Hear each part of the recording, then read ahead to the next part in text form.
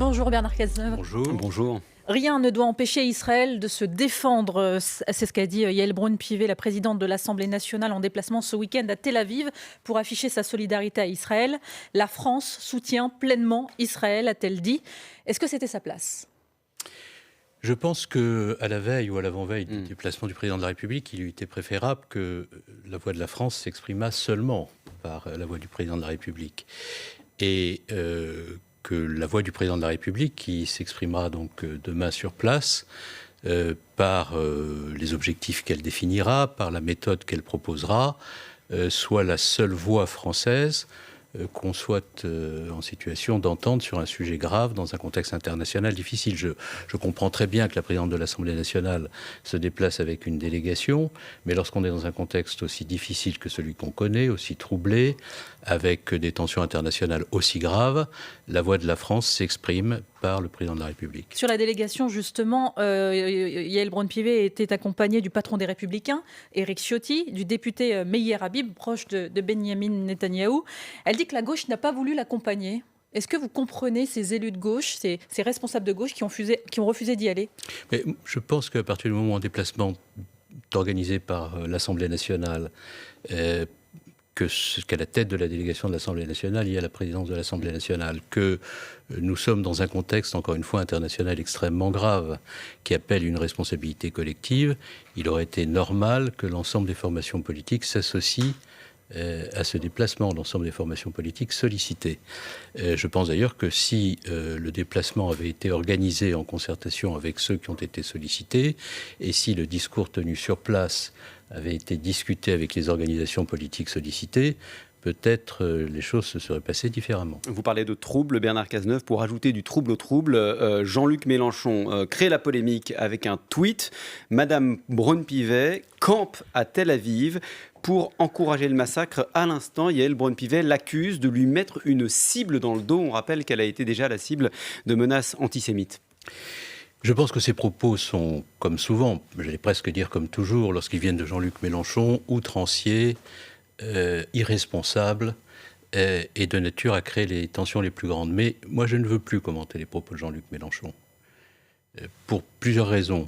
La première raison, c'est que ça nous conduit à dire systématiquement la même chose sur les mêmes agissements d'un personnage qui semble avoir perdu tout sens commun.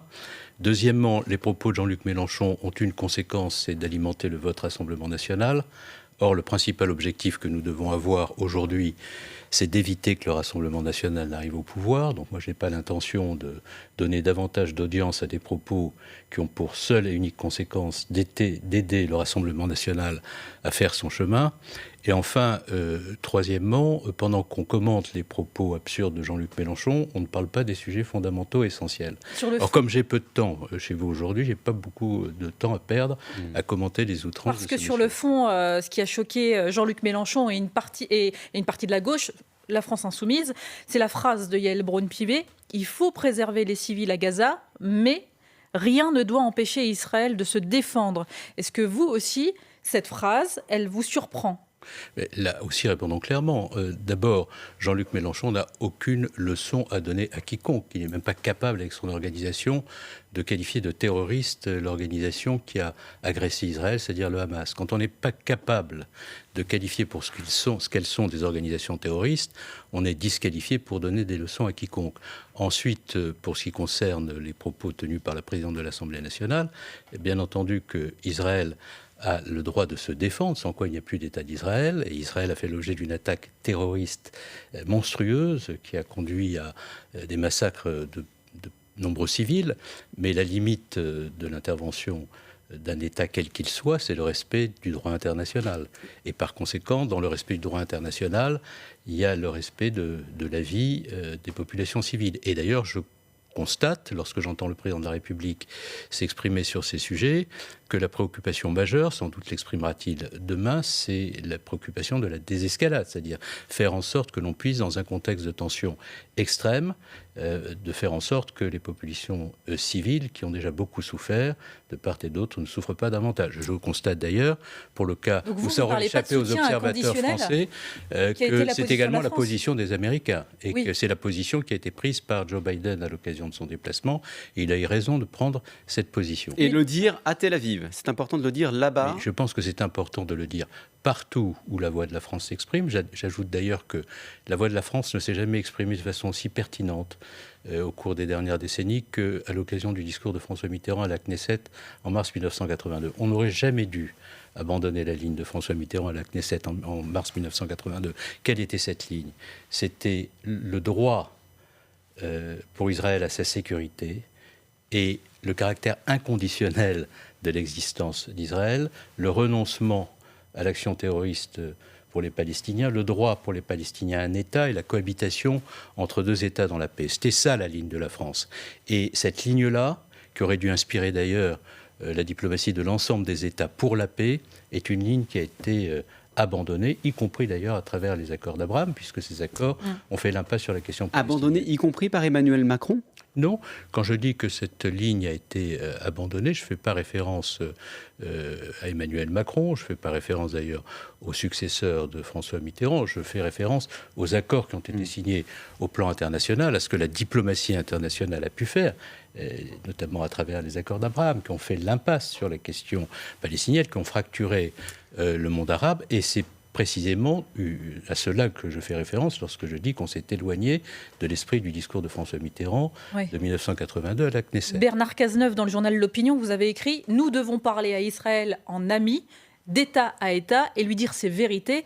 Israël devra être capable d'accepter un jour des concessions inconfortables. » Je n'ai rien à retirer à cela. C'est-à-dire qu'on ne peut pas construire la paix si on continue la colonisation en Cisjordanie. On ne peut pas construire la paix si on n'accepte pas l'idée qu'il puisse y avoir deux États coexistants et cohabitant dans la paix l'un à côté de l'autre. On ne peut pas vouloir la paix et réussir à sortir de la difficulté extrême dans laquelle nous nous trouvons si on n'enjambe pas les événements qui se produisent pour essayer de regarder ce que pourrait être une solution politique. On en est loin, très loin aujourd'hui. On en est très loin, bien entendu, et c'est la raison d'ailleurs pour laquelle il faut mettre beaucoup d'ardeur à construire cette solution pour la paix, précisément parce que la tension, la guerre, les armes parlent partout et qu'il y a un risque d'embrasement de la région. Vous avez vu la déclaration qui a été faite par le ministre des Affaires étrangères d'Iran, la situation difficile au Liban.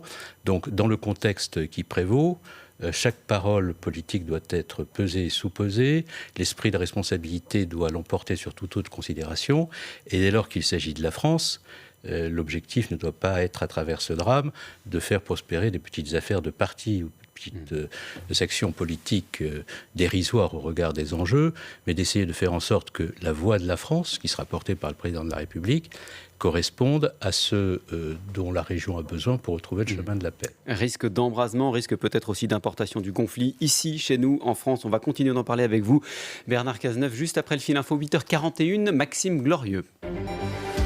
Des images de vidéosurveillance publiées par Israël dans la journée, tournées lors de l'attaque du Hamas le 7 octobre dernier.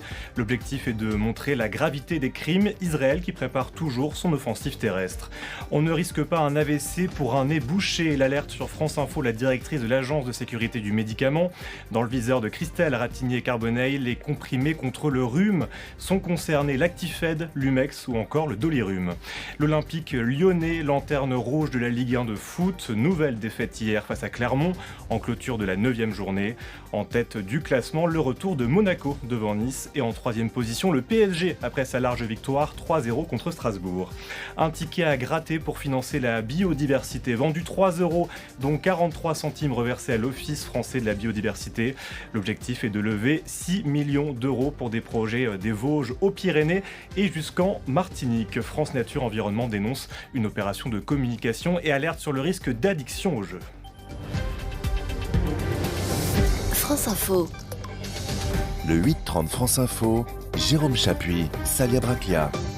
Toujours avec Bernard Cazeneuve, l'ancien Premier ministre. Interdites dans un premier temps, les manifestations en soutien à la cause palestinienne sont finalement autorisées après l'intervention du Conseil d'État. 15 000 personnes étaient hier rassemblées place de la République sur autorisation de la juridiction administrative. Est-ce que c'est une bonne chose que ces manifestations puissent se tenir ? Mais nous sommes dans un état de droit et cet état de droit répond à un certain nombre de principes. La liberté de manifester, elle est consubstantielle à l'histoire de la République. Et d'ailleurs, on n'autorise pas les manifestations. Ceux qui les organisent les déclarent, et s'il y a des risques de troubles graves à l'ordre public, ceux qui sont investis des responsabilités régaliennes peuvent interdire ces manifestations à condition d'être en situation d'argumenter devant le juge notamment. Donc ce principe-là est le principe qui prévaut. Il n'y a pas de principe d'interdiction générale. Sauf que l'interdiction de base a été justifiée par Emmanuel Macron. Il a parlé d'un délai de décence. Après l'attaque du 7 octobre, est-ce que vous êtes d'accord avec lui ? Il fallait un délai de décence avant d'autoriser des Moi, j'ai toujours une position extrêmement simple sur ces sujets. Il y a des principes qui sont définis par le droit. Ces principes qui sont définis par le droit, à chaque fois que l'État s'en éloigne, il prend le risque de trébucher. Quels sont les principes ? Les principes, c'est que ceux qui organisent les manifestations les déclarent, et ceux qui sont investis du respect des principes de l'ordre public, s'ils estiment qu'il y a des risques de troubles graves à l'ordre public, les interdisent en donnant l'ensemble des informations dont ils disposent et qui viennent étayer la thèse de ces risques de troubles graves à l'ordre public. J'ai eu d'ailleurs à prendre des dispositions en juillet 2014 d'interdiction d'une manifestation parce que dans une manifestation pro-palestinienne, il avait été crié mort aux Juifs et des slogans antisémites avaient fusé. J'ai considéré qu'il y avait là un risque très grave de confrontation de troubles graves à l'ordre public et j'ai considéré aussi que le fait qu'on puisse prononcer de façon extrêmement violente et répétée des propos antisémites était contraire aux principes républicains. J'ai interdit cette manifestation et personne parmi les juges administratifs n'est venu casser la décision. Et la place de la République, c'était jeudi dernier, on a entendu Allah Akbar dans ce contexte. Est-ce que ça vous a choqué ? Et bien entendu que ça m'a choqué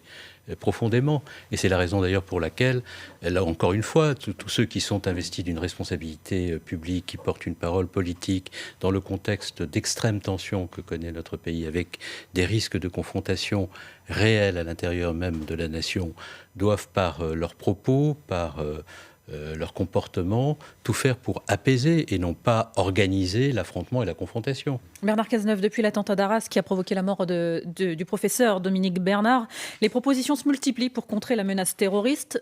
Rétention de 18 mois pour les fichiers S étrangers, rétention préventive pour les fichiers français, reconnaissance faciale aussi autour des lycées.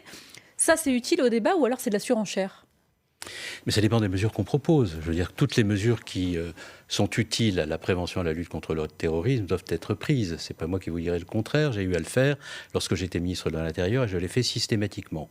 Il m'arrive d'ailleurs de constater que ceux qui aujourd'hui sont en situation de responsabilité considèrent que les mesures antiterroristes ont commencé en 2017 et que rien ne s'était passé avant.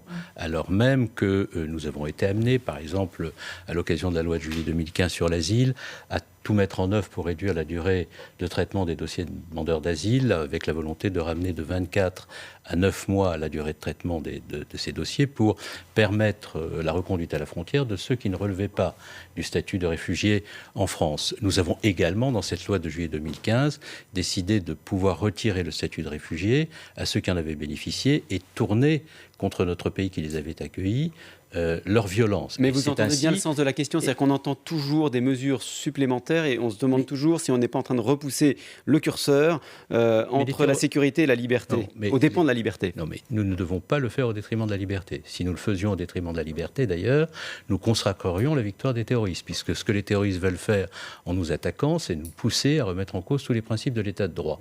Donc moi, comme ministre de l'Intérieur, je n'ai jamais considéré que la remise en cause des principes de l'état de droit pour assurer la sécurité des Français devait être un objectif à atteindre. L'objectif à atteindre, c'est d'assurer la sécurité des Français. Et on prend des mesures pour cela. J'ai, par exemple, été amené, en février 2015, à décider de l'expulsion d'un ressortissant tunisien. La Cour européenne des droits de l'homme a sanctionné cette décision, mais je ne l'ai pas prise pour apporter la démonstration de ma capacité à être orthogonal aux règles définies par la Convention européenne des droits de C'est ce l'homme. que dit Gérald Je l'ai Darmanin, fait le pour ministre de protéger. l'Intérieur. Je l'ai fait pour protéger les Français. Il s'avère qu'à ce moment-là, il y a eu un différend avec la Cour européenne des droits de l'homme. J'en ai pris acte. Mais le fait d'être en contravention avec les règles européennes, les principes juridiques sur lesquels nous sommes engagés au sein du Conseil de l'Europe ou au sein de l'Union européenne ne doit pas être un objectif. L'objectif, c'est de lutter efficacement contre le terrorisme. C'est une critique en creux de l'action de Gérald Darmanin qui dit « Moi, mon opinion, c'est que la CEDH, la Cour européenne des droits de l'homme, doit comprendre qu'elle juge dans une situation de crise terroriste qui n'existait pas lorsque ces règles furent imaginées. » Est-ce que ça veut dire que les règles de la CEDH doivent être adaptées au contexte terroriste ? Les règles européennes doivent être constamment adaptées au contexte terroriste. Et si on estime qu'elles ne le sont pas, il y a un Conseil européen qui s'appelle Conseil Justice Affaires Intérieures, où le ministre de l'Intérieur et le ministre de la Justice peuvent porter des propositions pour faire changer le droit européen. Lorsque j'ai estimé qu'il était indispensable que la traçabilité du parcours des terroristes à travers le monde, lorsqu'ils empruntent des moyens aériens, soit établie pour qu'on puisse les arrêter à leur arrivée dans les aéroports européens avant qu'ils ne nous frappent, je me suis battu avec le ministre allemand de l'Intérieur et le ministre anglais, à l'époque c'était Theresa May, pour qu'on adopte le PNR européen, qui était un outil qui nous manquait. Lorsque j'ai senti qu'il était absolument absurde que ceux qui étaient sur le théâtre des opérations terroristes en Irak et en Syrie, ressortissants européens, puissent revenir sur le territoire européen sans être contrôlés aux frontières extérieures au motif qu'ils bénéficiaient de la libre circulation, on a fait changer le code frontière Schengen. Vous dites qu'il faut constamment adapter le droit au contexte terroriste, aux évolutions. Il faut bien entendu totalement et constamment adapter le droit européen et le droit national à la menace terroriste. C'est ça le travail des ministres de l'Intérieur et de la Justice, mais on ne peut pas théoriser la remise en cause des principes du droit tel qu'il existe comme un objectif à atteindre. Ça n'est pas possible et ça n'est pas souhaitable. Bernard Cazeneuve, les suspects et les terroristes sont parfois extrêmement jeunes, 20 ans pour celui d'Arras. Gabriel Attal annonce vouloir sortir des établissements scolaires les mineurs radicalisés. Qu'est-ce qu'on fait ? On parle de plusieurs dizaines de personnes en France, d'élèves en France. Est-ce que c'est une bonne chose ?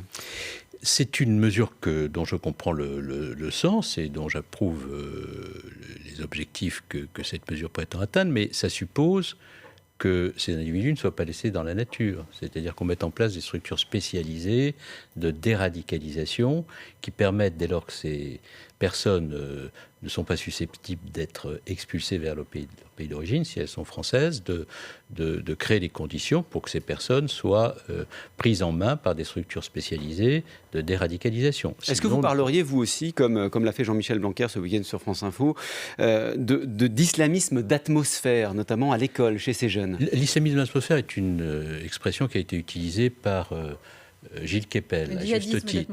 Oui, à juste titre, parce que nous sommes confrontés aujourd'hui à des individus qui ne sont pas nécessairement repérés par les services de renseignement, qui subissent une propagande constante sur les réseaux sociaux, qui peuvent être éventuellement impliqués dans des réseaux radicalisés sur le territoire national et qui peuvent passer à l'acte à tout moment sans avoir été nécessairement identifiés par les services. Et face auxquels les services français sont impuissants.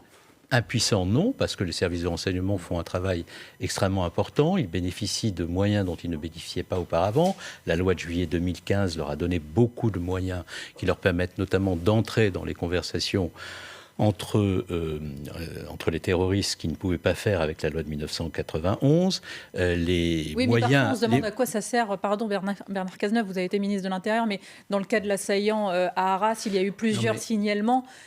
Et on en est arrivé là. Oui, mais ça, c'est un raisonnement, si je puis me permettre, faux. Pourquoi ? Parce que si nous n'avions rien fait avec la coalition pour éradiquer l'état-major de Daesh en Irak et en Syrie, si nous n'avions pas pris l'ensemble des dispositions qui ont été prises, tout gouvernement confondu, pour lutter contre le terrorisme, nous serions encore dans la situation de 2015 et de 2016. C'est-à-dire des commandos projetés sur le territoire national, des attentats avec des tueries de masse, des réseaux organisés susceptibles de frapper en Europe et à tout moment. Donc il y a aujourd'hui des individus qui passent à l'acte et bien entendu ça crée toujours à l'intérieur du pays une émotion considérable, et c'est toujours un échec pour l'État et pour les services de renseignement, mais il faut bien mesurer que nous sommes face à un phénomène qui va nous éprouver dans le temps long de notre histoire.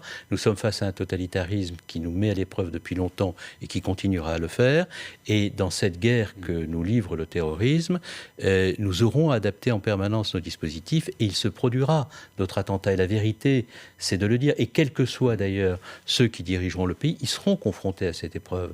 Dire le contraire aux Français, c'est mentir. Bernard Cazeneuve, invité de France Info ce matin, on vous retrouve dans une minute, juste après le fil info, 8h52, Maxime Glorieux. Bernard Cazeneuve réagit sur France Info au propos de Jean-Luc Mélenchon qui accuse Yael Braun-Pivet d'encourager le massacre à Gaza, et ce après la visite de la présidente de l'Assemblée nationale en Israël ce week-end. Des propos outranciers et irresponsables selon l'ancien Premier ministre. 5 départements placés en vigilance orange pour pluie-inondation. Il s'agit de l'Ardèche, la Drôme, l'Isère, l'Ain et le Jura, avec jusqu'à 100 mm de pluie à partir de ce soir 21h et jusqu'à demain midi. Plus aucun métro à partir de 21h30 dans la deuxième ville de France. Les 2 lignes ferment à Marseille en semaine pour tester de nouvelles rames automatisées. Gaël Monfils remporte hier son 12e titre de sa carrière, celui de Stockholm face au Russe Pavel Kotov. Victoire en 3-7 après plusieurs blessures. Le tennisman de 37 ans est de retour et se rapproche du top 100. France Info. Le 8-30 France Info, Jérôme Chapuis, Salia Bracchia. Toujours avec l'ancien Premier ministre Bernard Cazeneuve, quelques dizaines de personnes se sont installées pour protester contre la future autoroute A69 Toulouse-Castres. Elles ont été délogées par la force hier. C'est ce qu'il fallait faire avant qu'une ZAD s'y installe ? À partir du moment où les procédures ont eu lieu, où l'ensemble des contraintes juridiques ont été surmontées, où les choses ont été faites conformément au principe de l'état de droit, où les collectivités locales et l'État se sont engagés au terme d'une longue concertation, que les enquêtes publiques ont été réalisées conformément à ce que le droit nous dicte, on peut considérer que lorsque des zones à défendre se constituent, on les laisse se constituer et rien ne se passe. Et on laisse les choses se dégrader. Ce n'est pas ma position. Il n'y a pas d'état de droit, il n'y a pas d'autorité de l'État, il n'y a pas d'infrastructure susceptible d'être construite lorsqu'elles sont nécessaires au désenclavement d'un territoire, si on laisse ainsi les choses se faire. Donc, mais vous entendez ce que disent les écologistes. Ils disent en fait c'est bien la preuve que nos structures démocratiques sont plus adaptées à l'urgence écologique. Non, mais qu'il y ait en amont de la réalisation d'infrastructures, des concertations larges qui permettent d'associer l'ensemble des partis, et notamment tous ceux qui sont engagés sincèrement et utilement d'ailleurs pour la nation dans la réalisation d'objectifs écologiques, est bien normal. Mais une fois que nous sommes au terme des procédures et que dans le cadre du respect des principes de l'état de droit, des décisions ont été prises, il faut bien à un moment donné que les infrastructures se réalisent, qu'il y ait en amont de la décision concernant ces infrastructures, un dialogue approfondi est bien normal, et j'ai eu à connaître de ces sujets dans des conditions très difficiles. Justement, vous avez connu la mobilisation sur le barrage de Sivins en 2014, qui a conduit à la mort de Rémi Fraisse. Mais c'est bien pour ça que j'ai souscrit tout à fait aux propositions parlementaires qui exprimait la nécessité, en amont de la réalisation de ces infrastructures, d'aller sans doute plus loin dans la concertation avec l'ensemble des partis. Mais une fois que cette concertation a eu lieu et que la décision a été prise, il faut que l'État puisse faire respecter cette décision, sinon il n'y a plus du tout d'état de droit ni d'autorité de l'État. Bernard Cazeneuve, la NUP est suspendue notamment après la décision du Parti socialiste de décréter un moratoire après les prises de position de la France insoumise et de Jean-Luc Mélenchon suite aux attaques du 7 octobre. Pour vous, le problème, c'est l'accord électoral ou c'est Jean-Luc Mélenchon ? Pour moi, le problème, c'est un processus d'abaissement profond de la gauche au moment où elle a conclu cette alliance. Parce que nous étions quelques-uns à savoir ce qu'était le parti de Jean-Luc Mélenchon.